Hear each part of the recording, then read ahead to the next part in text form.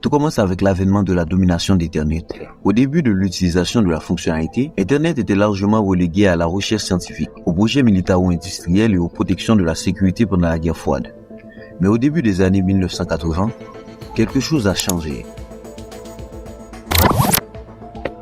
Au début de l'année 1983, un protocole a été établi, le TCP/IP, qui permettait à différents types d'ordinateurs sur différents réseaux de communiquer entre eux. Ce protocole est largement considéré comme la naissance officieuse de l'ère moderne de l'Internet. Et cet élément fondamental a permis à presque tout ce que nous connaissons aujourd'hui de devenir possible. Internet est devenu un élément essentiel de la vie moderne, du commerce, de la comptabilité, de la sécurité, du divertissement, etc. Mais parallèlement à ces industries axées sur l'utilité, il y avait un aspect social. Les premiers exemples comme SexDebris ou Friendster ont ouvert la voie à des projets supérieurs comme Facebook, qui a vu le jour en 2004.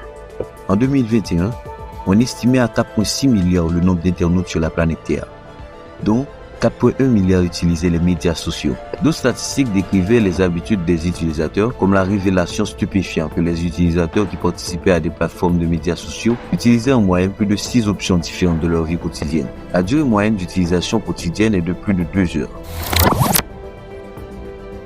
Et si une personne commençait son voyage sur les médias sociaux à l'âge de 16 ans, par exemple, utilisait la plateforme jusqu'à l'âge de 70 ans environ, elle passerait près de 6 ans de sa vie sur des sites web. Tout cela pour établir une idée cruciale. Les médias sociaux font désormais partie intégrante de nos vies. Et lorsque l'utilisateur moyen, soit plus de 4 milliards de personnes, passe plus de temps sur les médias sociaux qu'il n'en mange ou ne boit quotidiennement, cela signifie que cette activité est devenue quelque chose de plus grand qu'un simple passe-temps. Les médias sociaux, en moyenne, sont devenus un élément essentiel de notre existence. Pourquoi est-ce important? Tout simplement parce qu'ils ont des effets néfastes. De 2013 à 2017, les scientifiques danois ont observé que la longévité d'attention collective diminuait régulièrement. Dans une étude intitulée Accelerating Dynamic of Collective Attention, ils ont découvert que la durée moyenne de la domination de l'attention dans le top 50, par exemple, était passée de 17,5 heures à 11,9 heures. Cette contestation ne constitue pas à elle seule une preuve définitive de la diminution de notre capacité d'attention. Mais dans une autre étude intitulée L'abondance d'informations réduit notre capacité d'attention collective, ce lien a été bien établi, examiné de manière appropriée. Les médias sociaux ont contribué et contribuent encore à la réduction de la durée moyenne d'attention. Il est très important de comprendre qu'une faible capacité d'attention moyenne peut s'accompagner à toute une série de facteurs risques. Mauvais résultats scolaires, difficultés de communication et difficultés relationnelles, santé déficiente en raison de l'incapacité d'une personne à adopter des habitudes fiables. Ces problèmes ne sont pas universels, mais ils existent bel et bien, et ils ne sont pas les seuls. Les médias sociaux réduisent notre capacité d'attention, ce qui a diverses conséquences négatives. Mais en quoi est-ce suffisamment grave pour mériter un titre de vidéo aussi explosif? Voici pourquoi.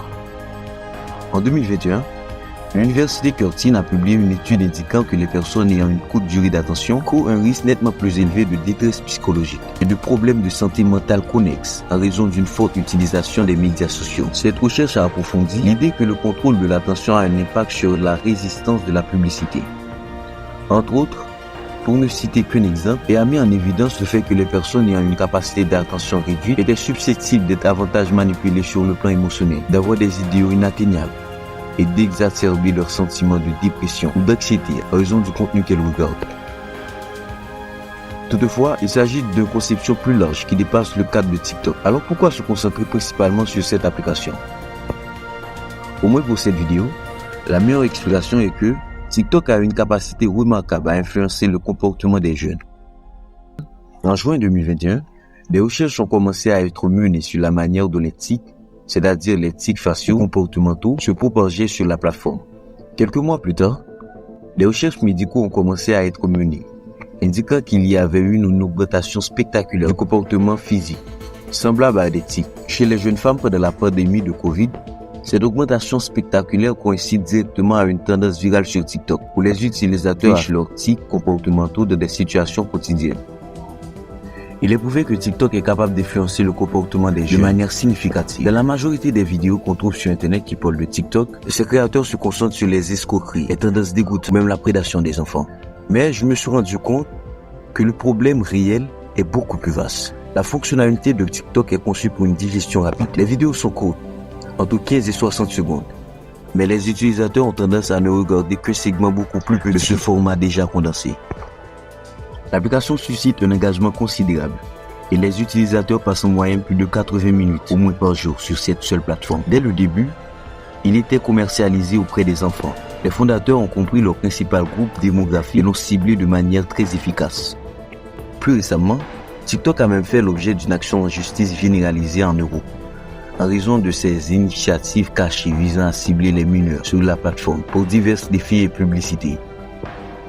Plus important encore, fin décembre 2021, selon Cloudflare, TikTok a officiellement dépassé Google étant que nom, domaine le plus visité de la planète Terre.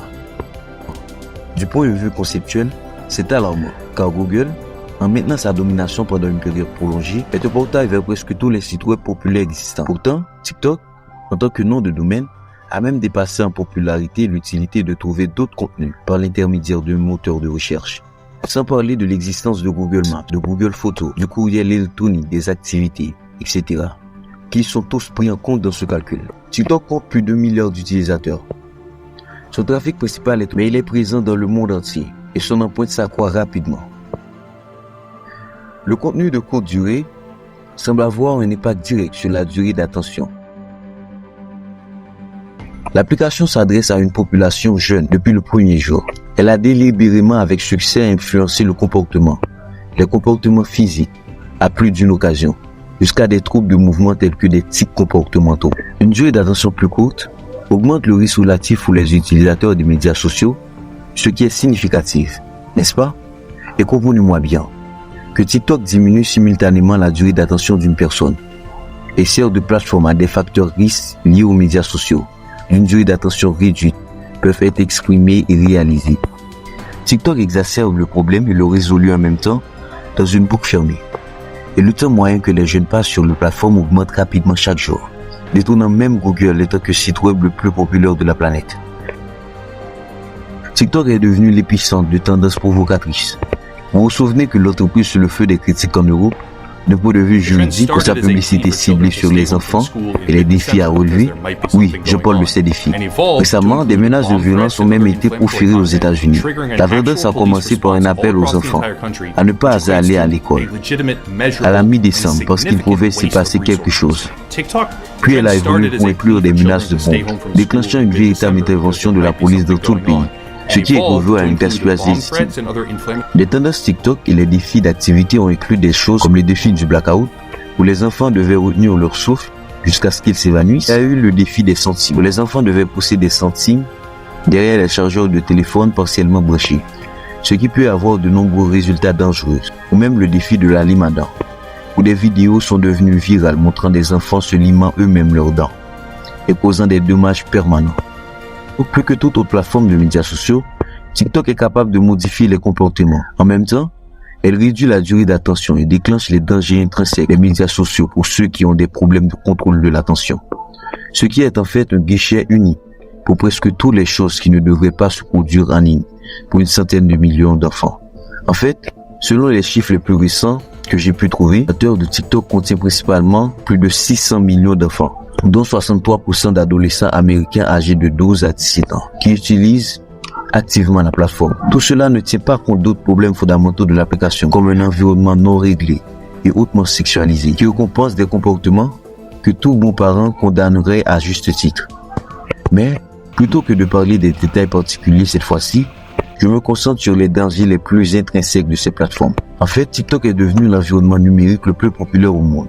Et ce qui concerne l'engagement des jeunes, et cet engagement est une spirale d'effets négatifs qui se renforce d'elle-même. Cela ne signifie pas que chaque contenu sur TikTok est automatiquement mauvais, mais cela signifie que naviguer sur le site web pendant plus d'une heure ou deux chaque jour peut devenir un réel danger pour notre santé mentale et physique. En fait, compte, les décisions concernant TikTok sont évidemment laissées à l'appropriation de chacun. Mais je reste persuadé qu'il s'agit de loin de la plateforme de médias sociaux le plus nocive de la planète et qu'elle détruit activement une génération pour de nombreuses raisons différentes, mais toutes aussi graves les unes que les autres. C'est tout.